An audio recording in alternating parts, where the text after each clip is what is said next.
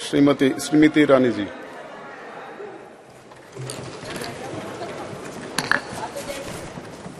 अध्यक्ष महोदय, आज इस सभागार में मां भारती का नमन कर मेरे संसदीय क्षेत्र के हर एक नागरिक का आभार व्यक्त कर मैं भारत के नव भारत के निर्माण की सृजन की सबसे सशक्त नींव नारी शक्ति वंदन अधिनियम को इस सदन में सर्वप्रथम प्रणाम करती हूं और विशेषतः देश के प्रधान सेवक का वंदन एवं अभिनंदन करती हूं। कल की तारीख जब ये अधिनियम आदरणीय कानून मंत्री ने राष्ट्र के सम्मुख प्रस्तुत किया, न सिर्फ इसलिए ऐतिहासिक थी क्योंकि इस नए भवन में नए संकल्पों के साथ हम सबने प्रवेश किया, साथ ही एक पुनीत समय गणेशोत्सव के पुण्य अवसर पर हमने नए भवन में प्रवेश कर विघ्नहर्ता को प्रणाम किया। लेकिन अगर विघ्नहर्ता के सृजन की, आराधना की मूल भावना को देखें तो गणेश जी का स्वरूप अपने आप में अपनी मां के हाथों से सृजित है और मां के प्रण ने, मां की तपस्या ने गणपति जी में प्राण दिए, यह उसका सबसे बड़ा प्रतीक है। हमारी सभ्यता में यह भी मान्यता है कि नव भवन में जब प्रवेश होता है तो पहला पैर, पथ पर पहला आगमन घर की लक्ष्मी का होता है। कई समाज के वर्गों में भवन के बाहर घर की लक्ष्मी अपने हाथ की अमिट छाप छोड़ती है और कई परिवारों में पैरों के नीचे आलता लगाकर बेटियों का सबसे पहला कदम ऐसे भवनों में रखा जाता है। और अगर संविधान की मर्यादा की दृष्टि से देखें तो लक्ष्मी ने संवैधानिक स्वरूप लिया है इस अधिनियम के माध्यम से, जिसके लिए मैं सरकार का, इस सदन का और पीठ का विशेषता आभार व्यक्त करती हूं। आज चर्चा में कई महानुभावों ने श्रद्धेय अटल बिहारी वाजपेयी जी का नाम लिया और साथ ही आदरणीय देवी गौड़ा जी को भी आभार वंदन किया। ये भी सत्य है कि मुझसे पूर्व की वक्ता ने राष्ट्र को जब गुलामी से स्वतंत्रता मिली तब क्या महिलाओं की परिस्थिति थी उसका उल्लेख किया कि हां, तब भी जब देश आजाद हुआ तब भी कई प्रदेशों की साधारण परिवारों की महिलाओं ने कहा कि हमारा संवैधानिक अधिकार आरक्षित करें, लेकिन तब साधारण परिवारों की वो महिलाएं जिन्होंने राष्ट्र को आजाद करने में अपनी भूमिका निभाई, जो दूरदर्शी थी, जानती थी कि साधारण वंचित समाजों की महिलाओं को अगर मौका अनोखे ढंग से संविधान की मर्यादा में ना दिया गया तो शायद आगामी वर्षों में महिलाओं के लिए एक चुनौती बन जाएगा। आज मैं उन महिलाओं की दूरदर्शी सोच को वंदन करती हूं। महोदय, 1971 में तब की सरकार में एक कमेटी का गठन हुआ on the status of women in India, और आज मैं विशेष रूप से आपका ध्यान आकृष्ट करती हूं 1974 में जब कमेटी ने अपनी रिपोर्ट को साझा किया तो उसके 7वें चैप्टर में पॉलिटिकल स्टेटस के वर्णन में ये इंगित है कि तब भारतीय जनसंघ ने कहा था कि महिलाओं को कॉन्स्टिट्यूशनली गारंटी कीजिए। दे were the advocates for women's reservation. आज जनसंघ के उन नेताओं को, उन चिंतकों को मैं आभार व्यक्त करती हूं। ये मेरा सौभाग्य है कि मैं भारतीय जनता पार्टी की एक साधारण कार्यकर्ता हूं, जिसको मेरे संगठन ने असाधारण मौके दिए ताकि मैं संगठन के माध्यम से संविधान की मर्यादा में अपने राष्ट्र की, समाज की सेवा कर सकूं। ये भाजपा के कार्यकर्ताओं का गौरव है कि इस राष्ट्र में अपने संगठन में पहली बार महिलाओं को आरक्षण देने वाली राजनीतिक पार्टी भारतीय जनता पार्टी बनी। ये भी कहना सत्य होगा कि व्यवस्थाओं को किस दृष्टि से संगठन में सम्मिलित करना, इसके लिए साल 2007 में नेशनल एग्जीक्यूटिव की मीटिंग के अंतर्गत तब के हमारे राष्ट्रीय अध्यक्ष और अब के हमारी कैबिनेट के वरिष्ठ नेता श्री राजनाथ सिंह जी ने एक कमेटी का गठन किया। ये सौभाग्य है मेरा कि उस कमेटी में आज 2 सदस्य वर्तमान इस सदन में उपस्थित हैं। आज उस कमेटी जिसकी अध्यक्षता श्रद्धेय सुषमा स्वराज जी ने की, आज उस कमेटी की एक और सदस्य जिनका देहांत हो चुका है, किरण महेश्वरी जी, और जो संगठन में आध्यात्म की दृष्टि से मेरे मार्गदर्शक रहे, ऐसे श्रद्धेय बाल आपटे जी हमारे बीच नहीं हैं। मैं उनके योगदान के लिए उनको नमन करती हूं। यह भी उचित होगा अध्यक्ष जी कहना कि उस कमेटी में नजमा हिप्तुल्ला जी थी, उनका आभार वंदन करती हूं। सुमित्रा महाजन जी थी, जिन्होंने बार बार लगातार अपनी पुण्य भूमि से, इंदौर से चुनाव जीतकर हम सबका गौरव बढ़ाया। उन्होंने स्पीकर की भूमिका में महिलाओं का राष्ट्र भर में गौरव बढ़ाया। मैं ताई की अनुपस्थिति में ताई को प्रणाम करती हूं। और कमेटी में 2 और महानुभाव थे जो विद्यमान है वर्तमान के सदन में, जिन्होंने महिला आरक्षण भाजपा के संगठन में कैसा हो उसको सुनिश्चित किया, जो आज मोदी सरकार के मंत्री हैं, आदरणीय किशन रेड्डी जी और किरण रिजिजू जी। मैं आपको भी आभार व्यक्त करती हूं। महोदय, they say success has many fathers and failure has none। और इसीलिए कल जब ये प्रस्ताव सदन में आया तो कुछ लोगों ने कहा हमारा बिल है, कुछ लोगों ने कहा हमने चिट्ठी लिखी, कुछ लोगों ने कहा कि ये पूरा का पूरा संवैधानिक निर्माण हमारा था। आज ऐसी एक सम्मानित नेत्री ने सदन में अपना वक्तव्य रखा, लेकिन उनका मैं एक विशेष रूप से आभार व्यक्त करती हूं कि 2 विषयों पर उन्होंने ऑन रिकॉर्ड स्पष्टीकरण दिया है। हमको बार बार बतलाया जाता कि एक विशेष परिवार ने 73rd 74th amendment to the constitution पारित करवाया। आज मैं आभार वंदन करती हूं कि पहली बार स्पष्टता हुई इस सदन में उनके द्वारा कि ये पुण्य काम पीवी नरसिम्हा राव जी ने किया, जिनके मरणोपरांत उनके ही पार्टी के हेडक्वार्टर में उनको नमन करने का मौका नहीं दिया गया। दूसरा, ये कथन कि अभी क्यों नहीं और ये वक्त हमारा बिल है तो अभी करिए। तो महोदय, ये उस बिल की प्रति है जिनको वो हमारा कहते हैं।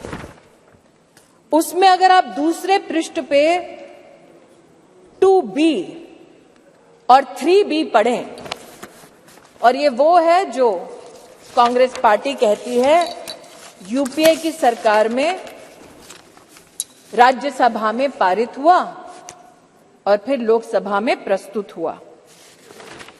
अगर आप इस पृष्ठ पर ये दोनों छंद पढ़ें तो यूपीए, जिसकी अध्यक्षा श्रीमती सोनिया गांधी हैं, उन्होंने कहा है, no seat shall be reserved for women belonging to scheduled caste, scheduled tribes in the 3rd general elections. 3B पढ़ें तो उन्होंने कहा, प्रस्ताव दिया, no seat shall be reserved for women in the 3rd general election. अर्थात आज की सरकार जब यह अधिनियम लागू होगा तब के बाद 15 वर्षों तक महिलाओं को रिजर्वेशन गारंटी करती है, मोदी की गारंटी है। लेकिन अगर कांग्रेस पार्टी का प्रस्ताव आप पढ़ें तो उनका प्रस्ताव ये था 2B और 3B में कि no seat shall be reserved for women and SC/STs in the 3rd general election, no seat shall be reserved for women in the 3rd general election. Congress का प्रस्ताव था कि 10 साल औरतें मेहनत करें, लेकिन 15वें साल में आपका अधिकार आपसे छीना जाएगा। आज मैं अभिनंदन करती हूं प्रधानमंत्री जी का, हमारे न्याय मंत्री का, जिन्होंने कांग्रेस की इस अभिलाषा को निराश किया।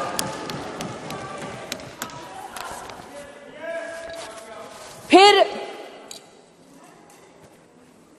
इनका ये वक्तव्य कि आप अभी क्यों नहीं कराते। महोदय, हम जानते हैं कि संविधान को छिन्न भिन्न करना ये कांग्रेस की पुरानी आदत है, लेकिन आज अगर आप इसी गरिमामय संविधान के अनुच्छेद 82 को पढ़ें, 82, ये किताब नहीं है, संविधान का मेरे हाथों में, तो आपके लिए किताब होगी, हमारे लिए पूजनीय है, संविधान है ये।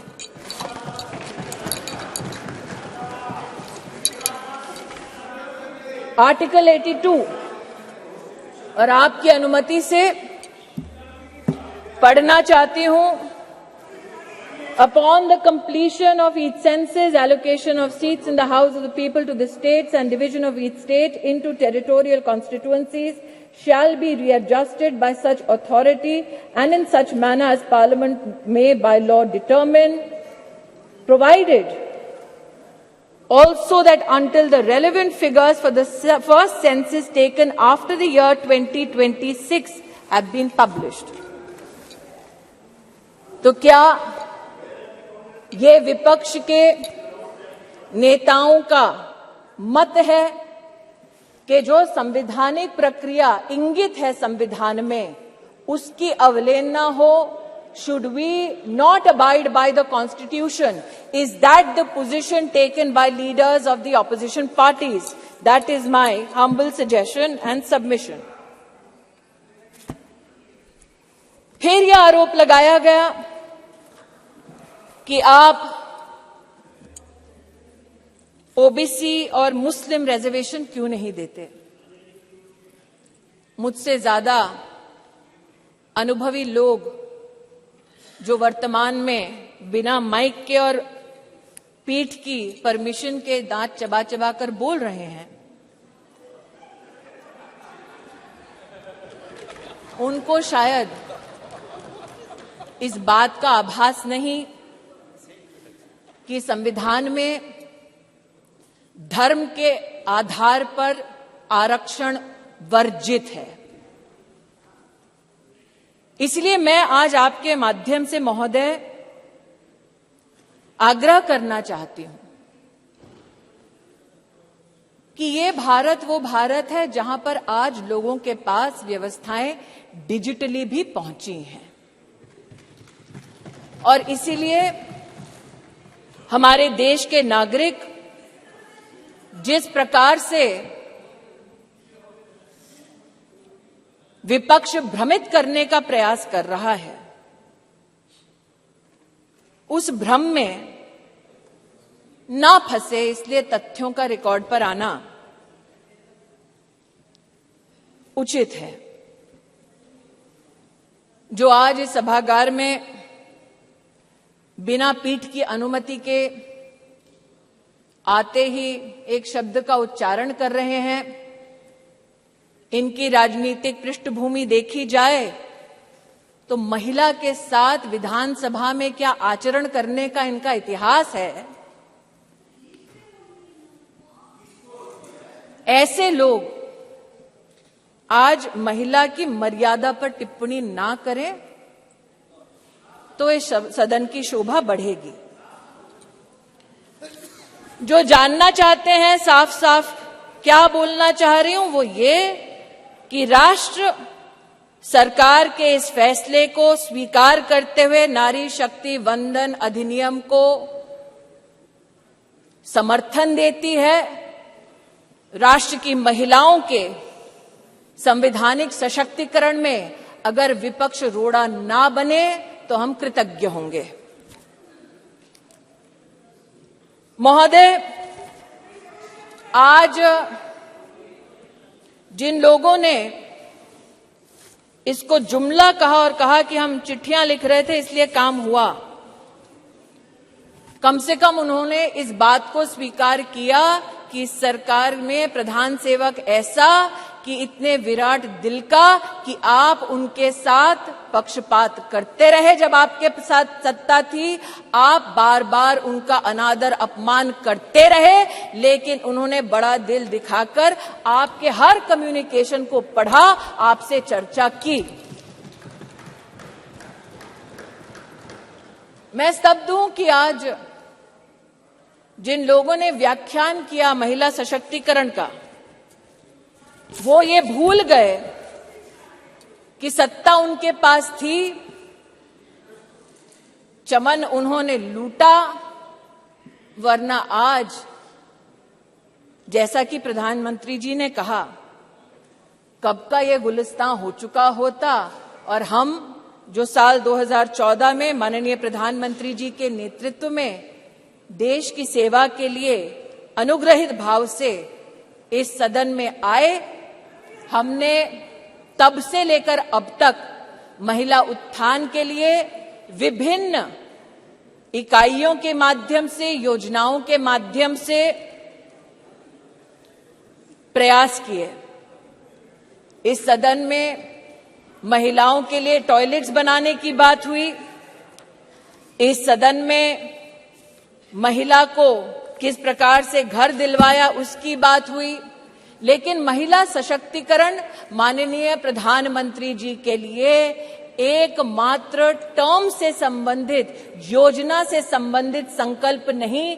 जब से उन्हें भारतीय राजनीति में राष्ट्र की, प्रदेश की अपनी सेवा करने का मौका मिला, तब से उन्होंने कहा कि मातृशक्ति गवर्नेंस का केंद्र बिंदु होना चाहिए, क्योंकि इन्हीं महिलाओं के माध्यम से प्रदेश और देश विकसित हो पाएगा। उसके आपके सामने 2-3 उदाहरण रखना चाहती हूं। एक, साल 2006 में जब माननीय प्रधानमंत्री जी के पास प्रदेश में मुख्यमंत्री की जिम्मेदारी थी तो उन्होंने जेंडर इक्विटी की पॉलिसी बनाई, लेकिन मात्र पॉलिसी तक सीमित नहीं रहे, अपने 10 अलग अलग विभागों के माध्यम से उन्होंने जेंडर बजट को भी प्रस्तुत किया। और जो आज कह रहे हैं कि मुद्दे पे आओ, तो मुद्दे की बात ये कि जब उनकी सरकार थी तो जेंडर बजट की दृष्टिकोण से साल 2013-14 का आंकड़ा था 90,000 करोड़ और मोदी की सरकार में 23-24 का जेंडर बजट अगर आप देखें तो वो है 2,23,000 करोड़। ये मुद्दे की बात पर आना चाहते हैं। मुद्दे की बात ये कि जब प्रधानमंत्री जी के पास प्रदेश की जिम्मेदारी थी तब उन्होंने बेटियों की शिक्षा के लिए अपने आप को समर्पित किया। ड्रॉप आउट रेट 18% था, प्रधानमंत्री जी के मुख्यमंत्री के कार्यकाल में ड्रॉप आउट रेट 1% हुआ और आज प्रधानमंत्री की जब उनको जिम्मेदारी मिली है तो राष्ट्र के इतिहास में पहली बार राष्ट्रीय शिक्षा नीति में महिलाओं के लिए अलग से फंड का, जेंडर इंक्लूजन फंड का प्रावधान करने वाली सरकार नरेंद्र मोदी की सरकार है। ये कहते हैं मुद्दे पर आओ, तो मुद्दा ये कि जब प्रधानमंत्री जी के पास प्रदेश की जिम्मेदारी थी तो उन्होंने ई ममता एक कार्यक्रम शुरू किया ताकि गर्भवती माताएं, बच्चे उसके माध्यम से सरकारी व्यवस्था से उनका बेनिफिट ट्रैक हो सके, कौन वंचित है उस तक हम पहुंच सके। और आज नरेंद्र मोदी जब देश के प्रधानमंत्री हैं तो राष्ट्र के इतिहास में पहली बार पोषण ट्रैकर के माध्यम से देश के 7.5 करोड़ बच्चे और 2.5 करोड़ महिलाओं को पोषण अभियान के माध्यम से डिजिटली सेवा पहुंचाई जाती है।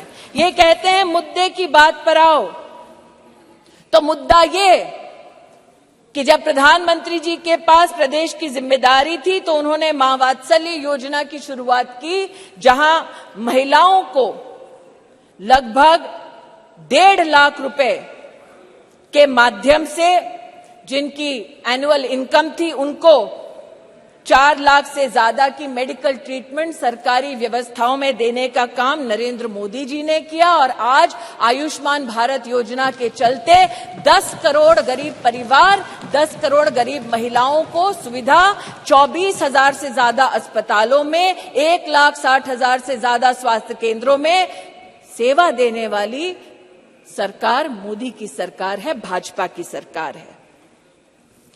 इसलिए जो कहते हैं कि महिला सशक्तिकरण मात्र आज एक चुनावी मुद्दा है, उनसे कहना चाहती हूं, नरता का आदर्श तपस्या के भीतर पलता है, देता वही प्रकाश आग में जो अभित जलता है। आपने नरेंद्र मोदी जी पर कई आक्षेप किए राष्ट्र के नवनिर्माण में, चाहे वो मेक इन इंडिया हो, चाहे वो धारा 370 को हटाने की बात हो, हर विषय पर, जीएसटी पर भी न सिर्फ व्यवधान किया बल्कि व्यवधान के बाद जब इस सदन ने उन कानूनों को पारित किया तो आप एक्सटर्नल ऑर्गेनाइजेशंस के माध्यम से कोर्ट में चुनौती देते गए, कोर्ट में भी हारे, पीपल्स कोर्ट में भी हारे। इस बार लोग कहते हैं कि 27 साल नहीं, अगर आप जनसंघ की पृष्ठभूमि देखें तो 1974 से हम प्रमाणित कर सकते हैं कि हमारी आइडियोलॉजी ने, हमारे ऑर्गेनाइजेशन ने बार बार कहा कि आप संवैधानिक ढांचे की मर्यादा में महिला का आरक्षण गारंटी करें। मोदी आज इस अधिनियम के माध्यम से महिलाओं को जो वंचित है वो अधिकार गारंटी कर रही हैं। और इसीलिए पूरे सदन से विनम्र आग्रह है कि एक साइंटिफिक पद्धति से संविधान का संरक्षण करते हुए जो प्रस्ताव सरकार लेकर आई है, वाकई में अगर आपकी रुचि महिला को पॉलिटिकली सशक्त करने की है तो आप इस अधिनियम का समर्थन करें। अंत में कुछ लोगों ने अपने वक्तव्यों में यह भी कहा कि आप रैंकिंग देख लीजिए। मैं उस पर एक स्पष्टीकरण देना चाहती हूं महोदय। अंतर्राष्ट्रीय रैंकिंग में वो महिला जो भारत की पंचायतों से जीत कर आती है, उस महिला का न सम्मान होता है न उसकी गणना होती है। अंतर्राष्ट्रीय रैंकिंग्स में वो महिला जो विधानसभा या विधान परिषद में चुनकर आती है, उस महिला की भी गणना नहीं होती, उसकी भी गिनती नहीं होती। अंतर्राष्ट्रीय रैंकिंग में जो महिला लोकसभा में, राज्यसभा में चुनकर आती है, उसकी भी गणना नहीं करते। वर्षों वर्ष से चला आ रहा था सिलसिला। मोदी सरकार ने इस विषय को अंतर्राष्ट्रीय पटल पर उठाया और लिखित में उनसे जवाब दिया कि हां, अब हम हिंदुस्तान की पंचायतों में जीतने वाली महिलाओं का सम्मान करेंगे, विधानसभा में जीतने वाली महिलाओं का सम्मान करेंगे, लोकसभा में जीतने वाली, राज्यसभा में हमारी जो महिलाएं सेवा दे रही है उनकी गिनती करेंगे। We have made women count and it is time for you to step up in the opposition and not mere reduce your words to paper, to speech, but speak with action and support Nari Shakti Vandan Adhiniyam. धन्यवाद. Thank you.